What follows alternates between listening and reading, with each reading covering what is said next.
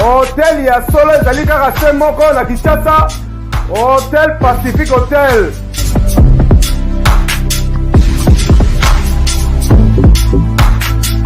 Ezali na balabala ya Kitoko Kabamba Wangata, précisément na avenue Luvungi numéro 146 na commune ya Kisasa.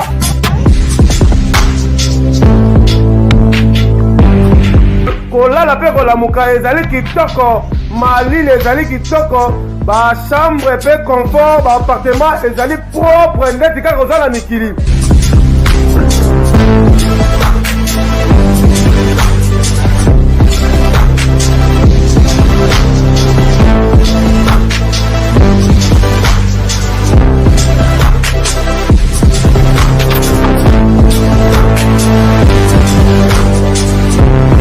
Kuna kolia cuisine africaine, cuisine européenne.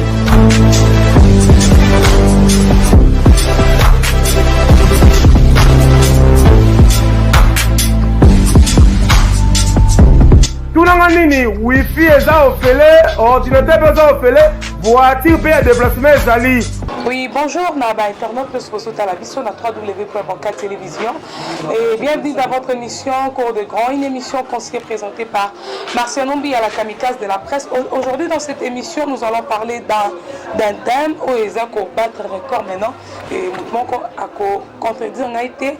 Toujours le Belalelo, pourquoi la fermeture, il y a une église. Namokili Mobimba, est-ce que les ali ba œuvre du diable ou soit les ali ba signe à temps de la fin n'engé le mec que l'île cause à la passi, ba église est cause à la thé, mais les autres thèmes on a qu'au débattre on a mon côté, on a qu'au débattre on a un pasteur ou azali na Hollande, yende to solanae après ça sont macanisnae, pourquoi si na bango kuna na poto o est le marqué état de droit mais ba kangi ba église est-ce que les ali pour la nini puis donc tout na ba question la coronavirus. Le pasteur rebelle, bazobi qui se sida, un coup une flamme, mais les gens surtout poudre d'escampette. Qu'est-ce qui se passe? Pour éviter tout ça qu'on débat sujet. Déjà là, la permission du réalisateur n'a pas toujours lancé appel pour nous le pasteur après cette mécanisme sur la fermeture de l'église, virus ou le coronavirus qui tue les accompagnants. Il y a des alliés signes et attendent de la fin ou pas. Et par là, je profite pour saluer notre sponsor. En attendant, on fait l'appel. Je profite pour saluer notre sponsor, Tom Lubai, Oyazota Labiso, César Hélène Dawazali, Internet, il y a Banca TV, à chaque moment, à Zanatana, puis en direct à ce bonjour, pasteur. Allô? Allô? Allô, pasteur, oui, bonjour. Allô, bonjour. Oui, aux Olekana, émission Cours des Grands, à Banca Télévision. Toujours le sujet, pourquoi la fermeture des églises dans le monde entier? Est-ce que les œuvres diaboliques ou bien ce sont des signes du temps de la fin, du temps de la fin? Mais on a toujours le Belalelo, nous avons une participation en tant que pasteur, on est en Hollande, on a fait ma canisinayo dans le problème. On a évité ceux qui sont disponibles. Ok, merci. Nazal Levite, ça n'a juste lié au projet La Bonne Nouvelle, comme nous les Saintes Écritures. Toi, tu les prends tout. Mais permettez-moi de quitter trois choses élémentaires. D'abord, on remercie ma soeur, ma soeur Pia. On a compensé Nangaï, on a passé Basili et Béli dans mon kili. On a passé Nangaï, merci beaucoup pour la considération. Merci na émission pour les grands, on a pas dans tout la Rabino et puis na baka la chaîne na baka télévision et puis na patio RFI. On a merci à tout on a biso. Comme un pasteur place de Jésus, dans Hollande nous lobby, Hollande et église et failli église fondacieuse dans la ville à Rotterdam. Donc quand vous allez voir nous là à Rotterdam, pasteur place de Jésus. Moi, je suis dans le milieu chrétien. Voilà. Ah oui, je suis sûr que vous comprendre la présentation du pasteur Olelo a participé à l'émission Cours des Grands, pasteur plastique à Hollande, à l'église de Rotterdam. Toujours les canaux, ma question, la vie, c'est qu'on battre record vraiment. Pour éviter les lois. pourquoi kokanga église na monde mobimba et aujourd'hui bino pe ba pasteur bozali ko intervenir même pas to ko comprendre que ezali signe attend de la fin o balba ke lilobe ko sala pasi pona ko zwa ba sali ya nzambe et ko koma pasi. Merci. Moi, je pense que Nanakito se mettre d'accord, nous devons évoluer au bien comme pasteur, n'est-ce pas? Yeah. Et nous, pasteur à l'université, nous avons éclaté, nous avons enseigné la parole de Dieu. Et que de temps en temps, nous avons fait réponse à la parole de Dieu. Et que nous avons mis, parce que sinon tout le monde a interprété la philosophie, l'herméneutique, à cette interprétation. Nous avons été pendant temps. D'abord, c'est qui est vrai que Bakangi va salle, car l'église même salle beaucoup d'institutions, même hôpitaux, même écoles, même institutions politiques. C'est pour notre bien d'abord. Et tout ça, on a des angles. L'angle où humain, virus comme Ebola, comme qui tout virus belé. On doit se protéger. Et l'État a aussi l'obligation de nous protéger, de protéger son peuple. Et les médecins ont aussi leur devoir, parce que là, c'est même Hippocrate. Il y a coupé sur la conseil médicaux pour aider. Et on travaille en collaboration avec l'État, parce que la politique dirige. Mais là, nous devons nous mettre d'accord. Parce que la Bible est le bas na Matthieu 4:4 que Moutou a vivre dans l'Iloba. Il y a des alliés, il y a des chrétiens. Au moment où vous allez qui ça va l'église, là, vous pasteur, vous allez appuyer Maloba ya Kondi ya Mokili. C'est que misala mo ya Nzambe et bien marabino te plus bino boy. Il y a ta mingi pour na kolia ba offrande. C'est ça? Non, tu peux ça Kaisala ou Kaisala, tu peux ça Nzambe ou Nzambe. Même Jésus c'est qui va tout bas foutre impôt. Donc l'église n'est pas là pour la côté politique. Au but quand même pouvoir politique et au fait qu'il n'a pas Nzambe Samuel. Tant qu'on a Israël va pour ça roi, ben consulter Nzambe et prendre la prophète Samuel avec oindre premier roi Saoul avant que David aille. Donc l'église a certains pouvoirs. L'église n'est pas là. L'église, peut-être, vous n'avez pas la coloba. Ma bé, si vous avez ta politique, ma bé, l'église a dénoncé. Soit ça, madame, comme ici, soit petit conseil, bataille, vous avez dit bien. Toi, d'abord, un aspect humain. Avant tout, il y a un angle spirituel. On a comme peuple, comme Moutou. La foi, toi, je intelligence. La prudence, c'est vertement biblique. Tout ça, la prudence, comme serpent, sage comme colombe. Et quand Nzambe tout ça peut être pouvoir à côté les Nicolas esprit diabolique Nicolas nyoka Nicolas scorpion au monité que tant que vous allez ko vandi saba nanda kuna bino la pasteur vous avez ndenge moko. Voilà, na kimi que surtout avant faut qu'il n'a au bien na Marc chapitre 16 verset 17. Et nous avons le pouvoir, les mecs qui accompagneront ceux qui auront pris à mon nom, je suis le démon par de la nouvelle, mais s'ils prennent ce pas à main, ils n'arriveront aucun mal et imposeront les mains aux malades, ce sera guéri. Voilà, positivement, qui à Matthieu 4:4. C'est vrai que l'homme ne passe pas du pain. Donc, ça n'a rien à voir. L'Ilobayanzambe est un amitié. La parole de Dieu n'est pas interdite. L'Ilobayanzambe est un interdit. L'Ilobayanzambe est partout parce que bâtiment les autres ça va être église on n'a pas fermé les églises, juste les bâtiments. C'est pas seulement les bâtiments de l'église, tous les bâtiments ne sont pas accessibles pour la protection. Mais nous continuons à prêcher la parole, nous continuons à prier pour aussi sa pouvoir, puissance, il y a maladie. Vous savez, comme Marcel Nombi, derrière le nom de Marcel Nombi, il y a une signification. Excusez-moi, il y a une puissance. Et derrière le nom de Jésus, il y a aussi une puissance, un pouvoir. Nous devons élever le nom de Jésus. Voilà, je suis passé ici, dans la mission par rapport à tout tombola comme na Yesu Masia ndenge ba na Israël ba tombola qui c'est pas des reins tant bazaki ko soma ba nyoka so batali nyoka motako likolo attend nyoka suit pouvoir aux assurer parce que ba tombola qui nyoka les missions ne c'est pas des races de Jésus tout tombola comme na Yesu voilà parole de balanzambi ba porte na bazana bac tant on peut payer pas comme ko banga ba bi a Yesu dali azomona tek danger yé. Or, tant que j'ai gagné un pépé, c'est un homme de peu de foi. Mais aujourd'hui, nous sommes en abisso, tokwesa kondima te parce que rôle ya monguna ezali surtout antichrist akwesa kondima la barque ekozala fils na yo ekozala famille na yo ekozala vie na yo ekozala mboka na yo ekozala ndako na yo. Jésus est dans ta maison, aza na barque, aza na Congo, aza na santé, aza na bana, aza na partout. Tokwesa kondima te togangela mopepe na kombo na Yesu Masiya. C'est ce que nous sommes en train d'enseigner, nous les hommes de Dieu. Cette maladie, les ali sort et au nandela mongona, tope ezali microbe normal, tope ezali kande nzambe. Nous devons demander la miséricorde de Dieu dans nos vies. Nzambe yo la question est-ce que bino pour la pasteur besoin qui peut révélation pour na que le côté le koyana anetel. Est-ce que si vous avez ta révélation à maladie parce que tout le monde a maladie au exoboma jusqu'à présent pasteur mon côté a tellement pour que allo bata prophétie que aussi là jour X. Oui donc qui a un morceau qui est allé dans Matthieu chapitre 24. On dit pasteur, la sorte de qui oui ma soeur Marcel Mbia, la prophétie par excellence c'est la parole de Dieu. Il y a moi à chaque fois c'est bizarre. Gata moto à Koufa la moki, ata ex magicien, a bon le monter mais sur parce qu'on peut sa prophétie message.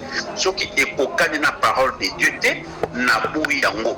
Ato Koufa la moka, la prophétie par excellence c'est la parole de Dieu. Et bon, le psycho de l'église, la prophétie est timide. Et comme un apôtre, comme un pasteur prophétique, il faut payer $50 pour la prophétie. Et bon, ce que le prophétie est exacté. Bon, mais la question, on répondre à la question, il faut sur la prophétie.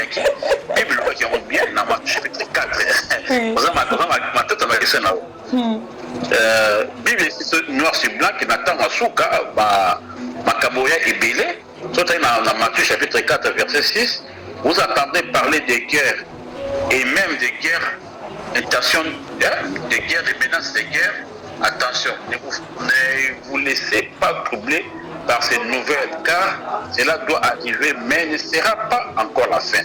En effet, on verra se dresser une nation contre une nation, un royaume contre un royaume, il y aura des familles et des tremblements de terre, etc.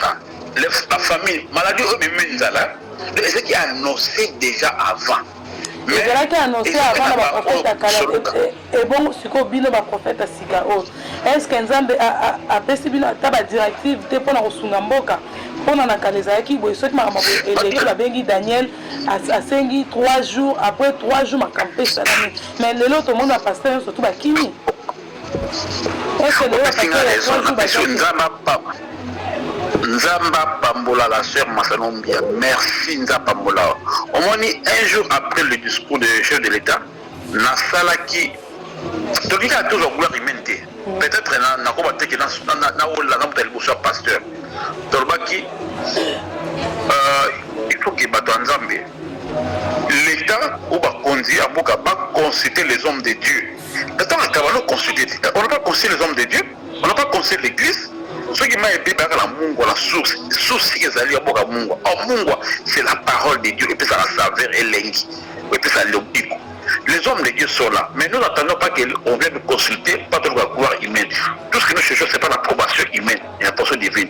Ce que nous sommes en train de dire, tout compte dans la prière, parce qu'on ne nous a pas réunis ensemble. Et surtout l'église des réveils, c'est différent de l'église catholique où il y a une autorité. Il y a un chef spirituel que le pape.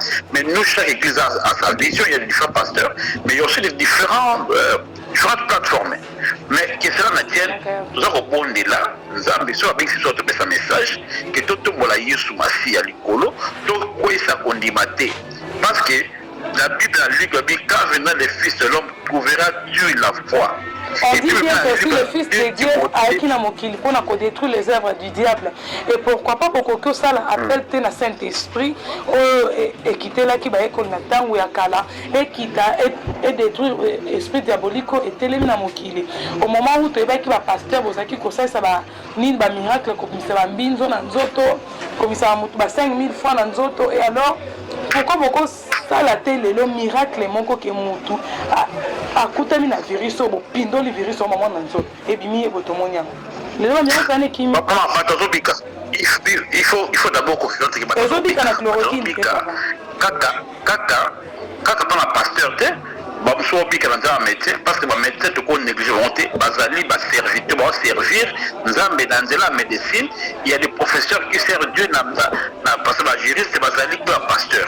Mais na prière mpe il y a des gens oyo baza kobika na prière oyo baza même pas contaminé, c'est par la grâce de Dieu oyo bazwi maladi te boleki bazwi eloko moko te.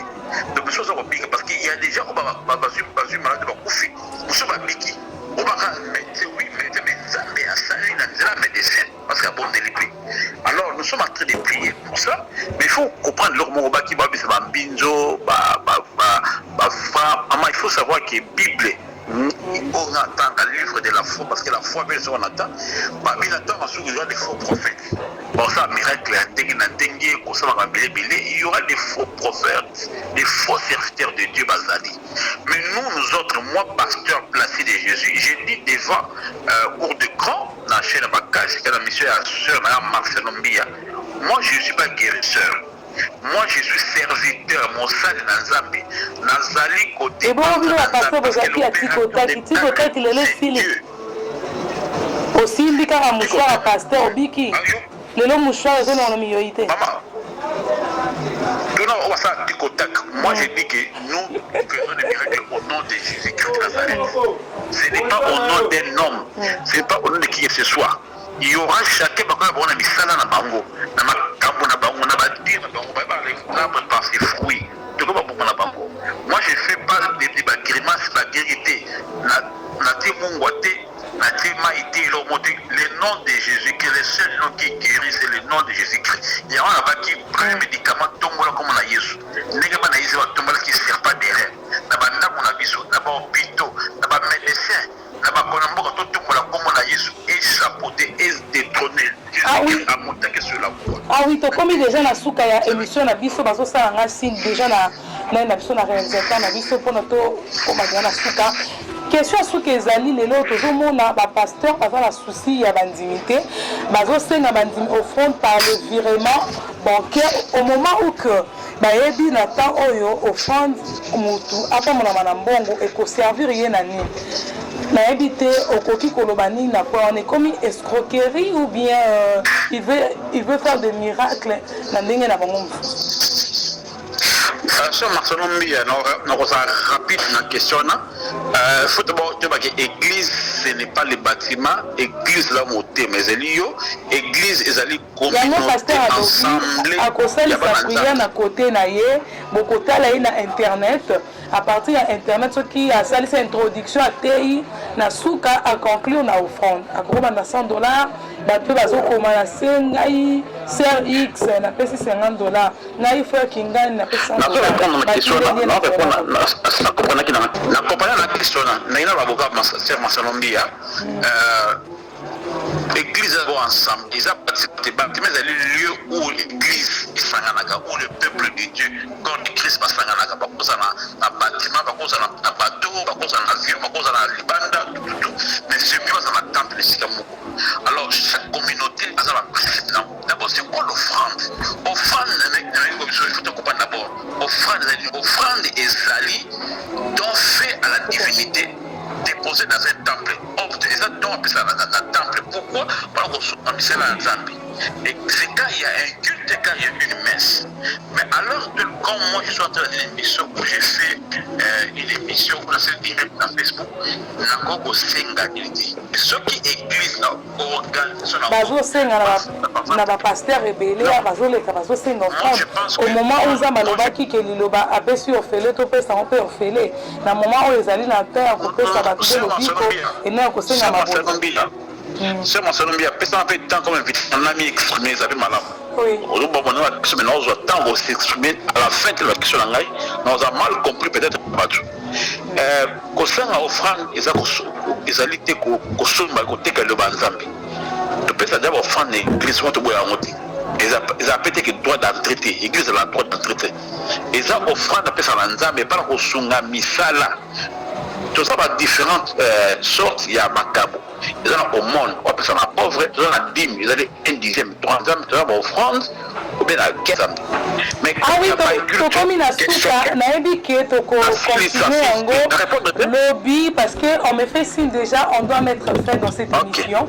Nous avons lobby pour que continuer le suna makambo. Est-ce que le bani na ya suko kokolo na bato batalio pe na comment dirais-je na courage ya pasteur né masikate na lobi que basangise na batunyo surtout ya maladie abiki sabango. Bon, on a maintenant que Souka, pour le pasteur au Tanguy, je ne sais pas, mais c'est aujourd'hui pour répondre à la personnalité, à ça, mieux placé, mon gros.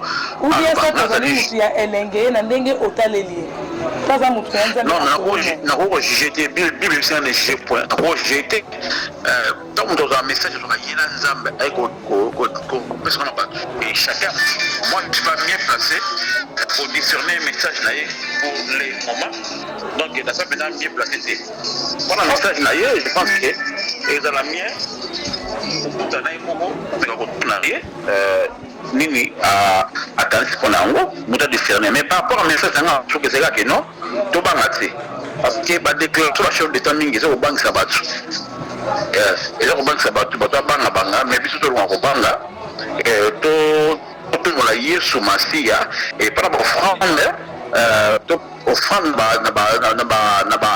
réseaux sociaux et ça penza commandé mais église et qu'on aux chefs communautés de prendre soin d'un bâtiment, on parle tout à la salle, département, par exemple, il y a un partenariat, alors fout à salle, parce qu'il y a des gens où à salle.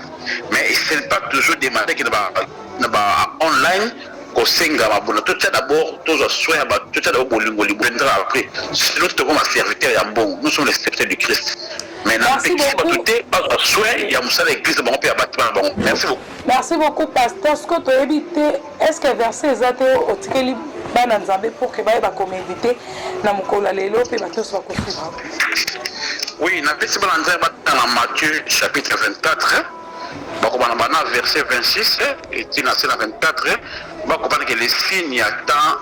Il y a faim. Je crois que la faim est en Asuka, au Makambe, au Bélé et quoi na Kati, bana koya ko bebisa misala ya bana Nzambi. Donc, wazali verset on a pesi na bana nyoso ya Nzambi et parce qu'on a biso. Et par rapport à l'église, la disponibilité na yondo ndima ki koleka na mission Marciano Mbia et tokutani prochainement na OK.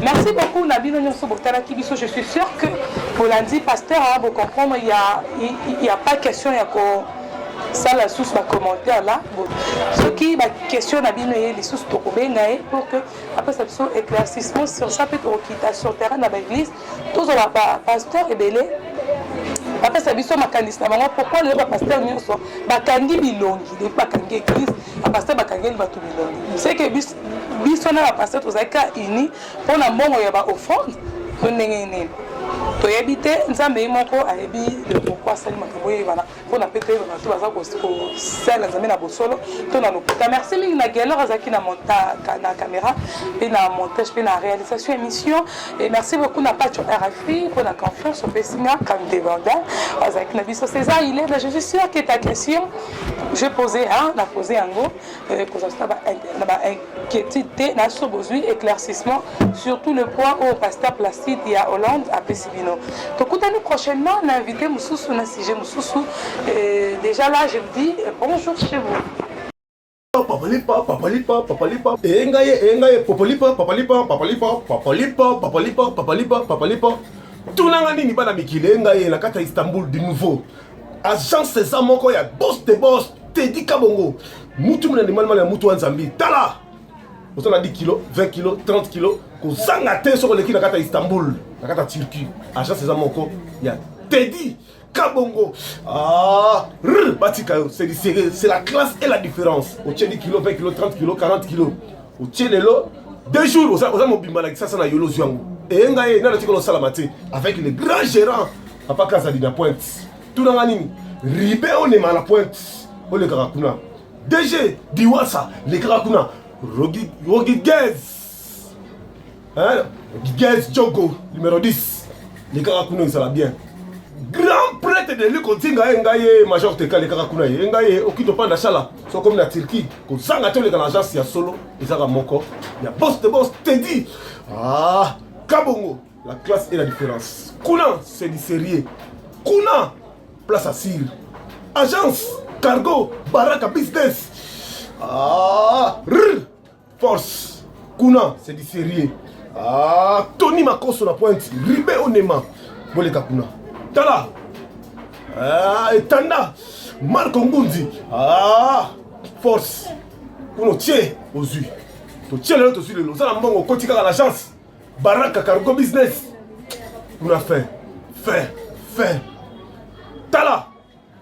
Tala. Événement Zamoko. Le 29 mars. Production. La bienvenue Makanga. Avec la team de Wata. Ah. Bera Rouge. Bozangati. Tokuta na surtout à Istanbul. Patch RFI. J'arrive. Méchant.